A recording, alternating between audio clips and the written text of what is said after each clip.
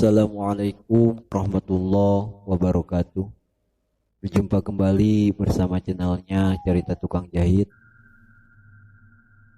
Kali ini saya akan menceritakan sebuah cerita yang berjudul Malam Jumat Kliwon.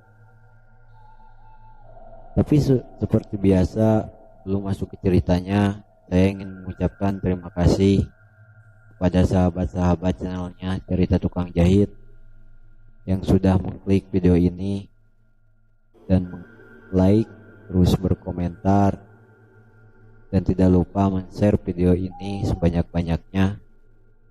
Dan bagi kalian yang baru bergabung dengan channel ini, silahkan tekan tombol subscribe-nya dan nyalakan tombol loncengnya agar tidak ketinggalan video-video selanjutnya. Baik, tanpa lama-lama lagi kita masuk ke ceritanya.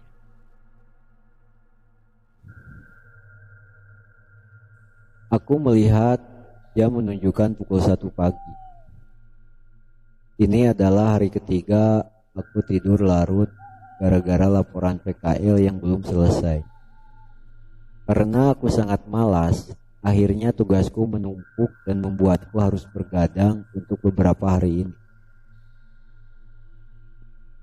Kafein akhir-akhir ini menjadi temanku dalam mengerjakan tugas.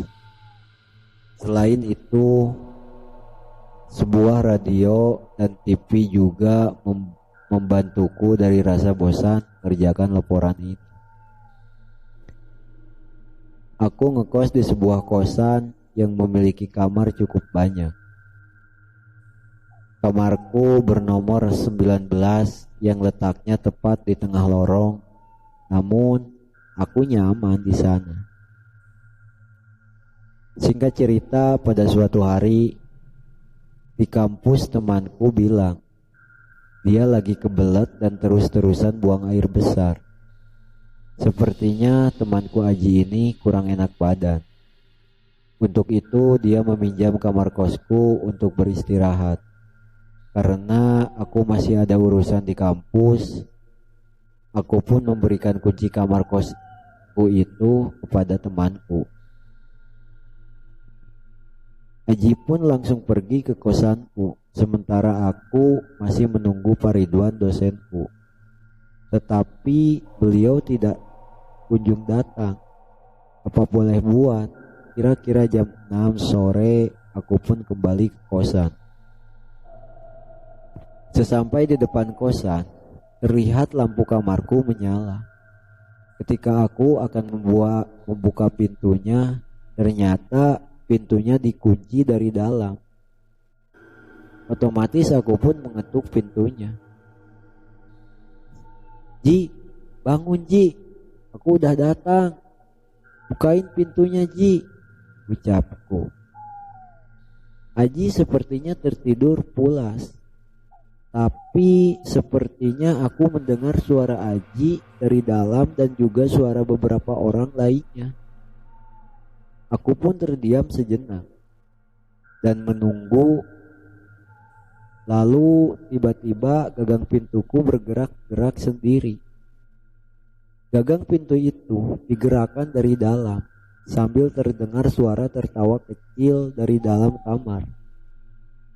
Gagang itu pun akhirnya berhenti bergerak. Aku memanggil Aji kembali. Namun mendadak kamarku menjadi hening. Tidak lama kemudian, dari arah tangga muncul seseorang yang berjalan mendekatiku. Aku begitu kaget ketika yang aku lihat itu adalah temanku sendiri, yaitu Aji. Sontak aku langsung bertanya, dia dari mana? Aji pun menjawab kalau dia dari apotek habis membeli obat. Dia berkata sambil menyodorkan kunci kamar dan langsung pamit kepadaku. Aku hanya bisa diam mendengar semua penjelasan Aji. Setelah Aji pulang, aku langsung membuka pintu kamarku yang ternyata terkunci dari luar. Di dalam ruangan kamarku memang tidak ada siapa-siapa. Seketika bulu kuduku berdiri. Aku memeriksa ruang kamar yang tampak jelas benar-benar kosong itu. Aku mencoba untuk menghiraukannya dan langsung tidur di ranjangku. Hingga beberapa menit kemudian aku pun tertidur pulas. Ketika aku terbangun, terlihat jam menunjukkan pukul 11 malam. Aku langsung bergegas ke kamar mandi dan mengganti baju. Lalu ke depan laptopku untuk melanjutkan laporanku lagi. Sepertinya tugas laporan ini membuatku lupa akan kejadian tadi. Namun tak lama kemudian aku mendengar suara berisik, seperti orang-orang yang sedang mengobrol dari arah luar kamarku. Aku lalu membuka pintu dan melihat keluar. Ternyata di lorong tidak terlihat siapapun. Namun suara ribut itu masih terdengar jelas. Karena sangat ribut, aku pun membanting pintu agar terdengar menyindir mereka. Seketika suara itu pun perlahan berhenti. Lalu aku lanjut menulis laporanku sampai aku mulai mendengar suara tetesan air. Kenapa malam ini banyak sekali gangguan ya? Aku lalu memeriksa ke kamar mandi dan melihat keran air. Ternyata di kamar mandi itu tidak ada yang bocor. Namun saat aku berbalik dan melihat ke arah ventilasi bawah di pintu depan kamarku, di sana terlihat sebuah genangan air. Perasaan tadi tidak ada air di sana. Rasa penasaranku membawaku untuk membuka pintu itu. Saat aku membuka pintunya, astaga, aku langsung terperanjat karena di depan pintuku terdapat banyak sekali kepala-kepala yang berterbangan tanpa badan. Wajahnya hancur berantakan dan sangat menyeramkan. Aku melihat mulut mereka menganga dengan lidah yang menjulur keluar dan meneteskan air liur ke lantaiku. Suara gaduh itu jelas terdengar dari sosok itu. Aku pun langsung lemas dan hanya bisa terdiam saat itu. Lalu aku bersembunyi di balik selimut sampai akhirnya sosok itu pun menghilang.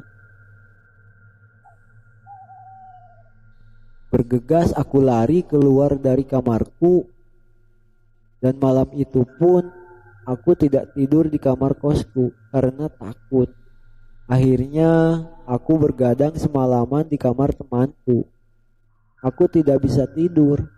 Sosok tadi sangat menggangguku. Setelah aku bercerita kepada temanku, aku pun baru sadar bahwa malam itu adalah malam Jumat Kliwon. Tapi aku tidak tahu kenapa sampai diganggu sosok itu. Mungkin terkadang sesuatu yang terjadi itu memang tidak perlu ada alasannya. Sekian dan terima kasih. Assalamualaikum warahmatullahi wabarakatuh.